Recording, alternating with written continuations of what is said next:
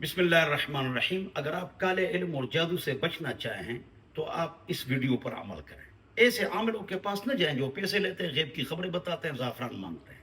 ان کے پاس نہ جاؤ. اپنے پیسوں کو اور وقت کو اور عقیدے کو خراب نہ کرو. آپ پر جادو ہے، آپ پر کالے علم ہے. حضور اکرم صلی اللہ علیہ وسلم پر 2 سال جادو تھا، پتہ نہ چلا. مسلم شریف، بخاری شریف. فرشتوں نے خواب میں آ کر بتایا کہ لبید ابن عاصم کی بیٹیوں نے آپ پر جادو کیا ہے. تو ان کو پتہ نہ چلا، فرشتوں نے بتایا، اللہ نے بتایا.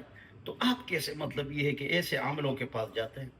اعوذ بکلمات اللہ التامات من غضبہ وعقابہ وشر عبادہ ومن همزات الشیاطین واعوذ بک رب ان یحضرون ومن شر ما خلق وبرأ وذرأ. یہ صبح شام ایک بار پڑھیں. لیٹرین آتے جاتے سنت طریقہ، بایاں پیر، واپس آتے ہوئے دایاں پیر، جاتے ہوئے اعوذ باللہ، واپس آتے ہوئے استغفر اللہ.